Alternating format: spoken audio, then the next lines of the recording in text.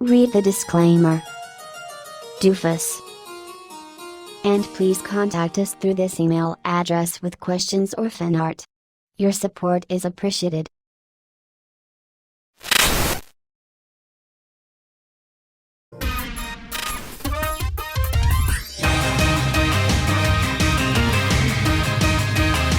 Apologies, denizens of the internet. I know that I kinda promised in last week's video that I'd be doing the top 20 best Transformers that I got this year, but unfortunately I'm recording in my room on Christmas Day in a rather unseasonably foul mood. And I think that this foul mood would be very beneficial to counting down just what I thought were my worst purchases of the year. Now then, before I get any further into this video, I need to specify that there are several factors that play into my ranking of these figures. And there are three ones that you specifically need to keep in mind. The first one is that if I didn't purchase it in 2020, then it doesn't count towards the list. The second thing to keep in mind is that I've already sold off a few of these figures, so I won't be able to demonstrate their flaws to you in person. Third of all is that this is based on my opinion, and my opinion alone. I try to be as reasonable and as analytical as I can be in my reviews. But when it comes to these figures, I feel that there is no such thing as being too petty to them. So, salutations, denizens of the internet. I'm Firebite27, and let us commence our analysis, verbal evisceration and ranking of the 12 worst figures that I purchased this year. Oh no! Coming in at number 12 is Earthrise Cliffjumper. Now then, I know that I said at the beginning of the year that this figure justified its price point, but in hindsight, it really doesn't. And it's not just because of the small size and the parts forming, but also because from what I hear, at least according to a reviewer that I know called Perspective End, there are some rumors floating around the community that this figure was going to be able to transform without parts forming. But they had to parts form the back merely because the materials that they used were a bit too brittle to handle a manual transformation. So this is really just a dishonorable mention at best. Oh no! I don't really want to rag on this figure too much because I feel that would be unfair, but the tactile feel is garbage and it doesn't look like Cup, it looks like Ironhide. But that's the least valid of my complaints. The most valid is that it just feels like garbage and just doesn't look good. Oh no! Now then, full transparency. I don't really hate this figure, but it does deserve a place on the list somewhere? I mean, for starters, it's not very well articulated, unless you're talking about the legs, in which case it is well articulated slightly. The gimmick is ridiculous, and if it didn't have that gimmick, it probably would have made the transformation and the articulation better. But at the same time, it's a toy from the 90s. Every toy from the 90s had some kind of jokey gimmick like this in it. So I can't be too mad, but he does deserve a spot on the list. Oh no! Now then, at number 9 we have Beast Hunter's Dreadwing, and he's the first figure that, well, I can't show to you because either A, I misplaced it, or B, I gave it to some family friends in a box of Transformers that I didn't want anymore. And to be perfectly honest, this figure's problems were apparent right from the day it was released. That being the loose ball joints in the hips and in the ankles. So that's why I don't really like it. It just didn't have great quality control or great, well, I don't know what the point is that I didn't like it. Oh no! Oh hey, look, it's another figure that I can't show you. Except this time I sold it. Earthrise Hoist was a figure that, upon my initial impressions, was very good, but over time, my goodwill towards the figure slowly eroded. And by slowly, I mean over the course of writing a script with Dr. Lockdown on the figure for our collab. If you haven't seen that still, then go watch it already. But the problems with that figure included the fact that the plastic that was actually green looked like rubber, and particularly faded rubber, I might add. Then you also got the fact that the entire front of the vehicle was comprised of clear plastic for some reason. And that clear plastic ended up snapping on the wheel twice on my copy that I then sold off after supergluing the wheel back into place. Oh no! Cyberverse, for the most part, has been pretty good to me this year, in spite of its recent cancellation, and although, from what I remember, we're getting 2 TV movies for it, so that's a plus. My point is that, unfortunately, even in spite of its improvements, there were still some duds. Namely, this figure. This is the only deluxe from the Cyberverse. This is the only deluxe that I got from the Cyberverse line. And that's only because I got it for $12 off of Amazon. In fact, it's still like $14 on there right now. And that's the only reason it isn't lower. The plastic feels gross, and on top of that, there's also one of the pins for the knee joint that snapped after a few transformations.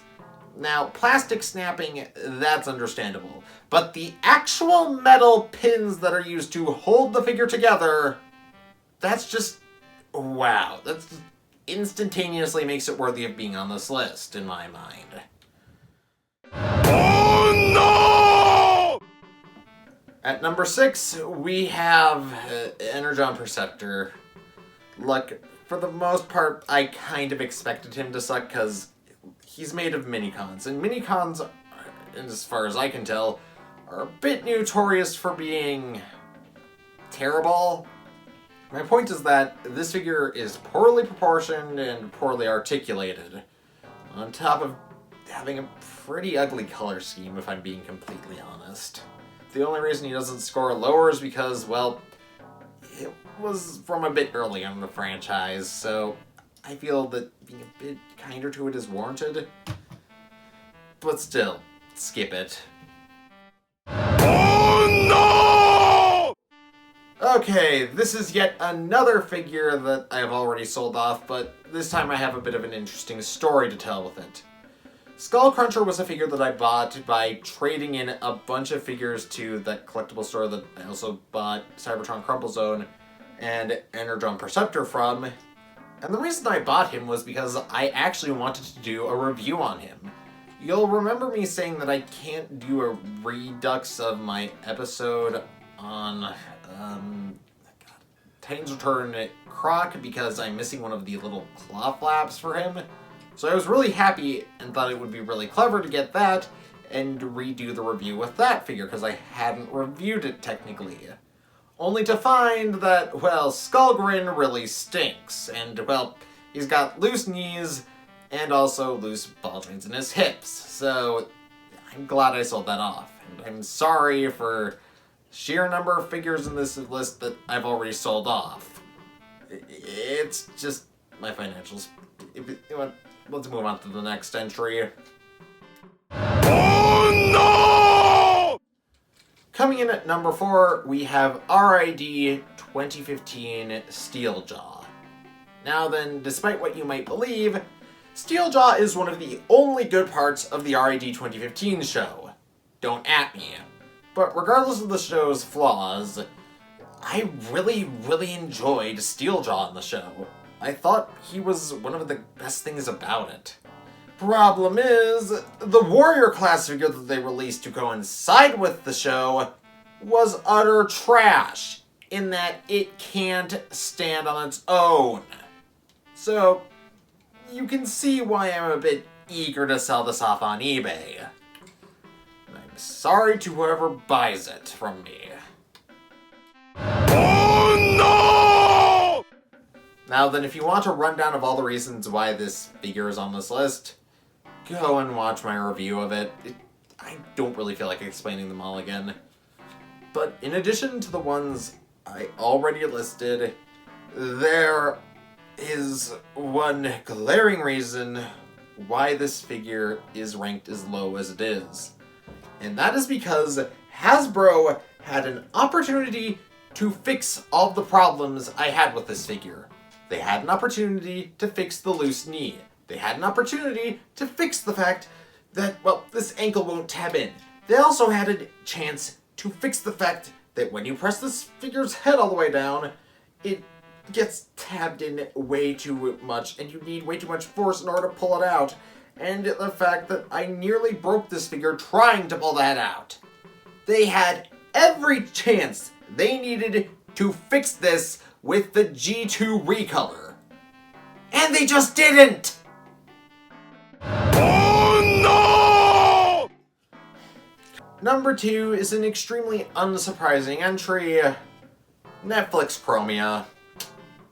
I really wish this figure was better than it actually is, because it really sucks. It and its retool Nightbird should have just been action figures without the ability to transform.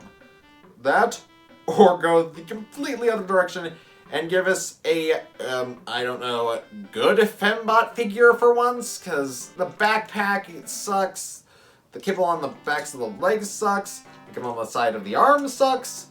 It just sucks all the way down, and I don't really mean that in a way that would get this video demonetized.